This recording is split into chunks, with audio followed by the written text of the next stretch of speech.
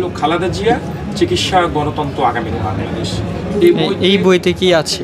এই বইতে মূলত খালেদা জিয়ার যে একজন মহিষী নারী, তিনি যে বাংলাদেশের সাবেক 3 বারের প্রধানমন্ত্রী, তার যিনি জীবনের সঙ্গী ছিলেন, তার স্বামী, তিনি বাংলাদেশের স্বাধীনতার ঘোষক, প্রথম রাষ্ট্রপতি এবং বহুদলীয় গণতন্ত্রের প্রবক্তা প্রেসিডেন্ট জিয়াউর রহমান।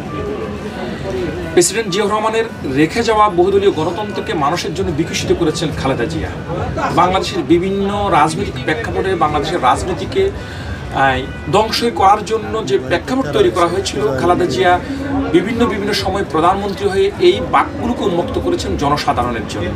অথচ এই নারীর উপরে ফ্যাসিস্ট আওয়ামী লীগ সরকার মিথ্যা এবং অন্যায়ভাবে 2টি মামলা দিয়ে তাকে অন্ধকার কারান্তরীণ করেছিলেন। সেই সময় তিনি গুরুতর অসুস্থ হয়ে পড়েন। সাংবিধানিকভাবে একজন নারী হিসেবে, সাবেক 3 বারের প্রধানমন্ত্রী হিসেবে তার অধিকার রয়েছিল সুচিকিৎসা পাওয়ার। তাকে তো বিদেশে চিকিৎসা করার সুযোগ দেওয়া হয়নি, বাংলাদেশেও তাকে সঠিক চিকিৎসা দেওয়া হয়নি। কেন দেওয়া হয়নি, কী কারণে দেওয়া হয়নি, শেখ হাসিনা কিসের ভয়ে তাকে চিকিৎসা দেয়নি, তাকে মৃত্যুর কোলে কেন এভাবে ঠেলে দিলেন, এই সমস্ত বিষয়বস্তু।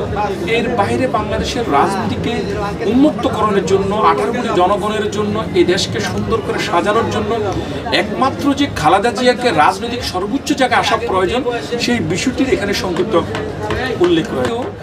এখানে বিএনপিরও যে নিজস্ব রাজনৈতিক ছোটখাটো কিছু ভুল ছিল, যার কারণে সেই সময় আওয়ামী লীগ সরকারের অন্যায় থেকে খালেদা জিয়াকে দ্রুত মুক্ত করা সম্ভব হয়নি, সেই বিষয়গুলো রয়েছে। আরেকটি বিষয় রয়েছে, বাংলাদেশের পুলিশ প্রশাসন কেন জনগণের হয়ে উঠতে পারে না।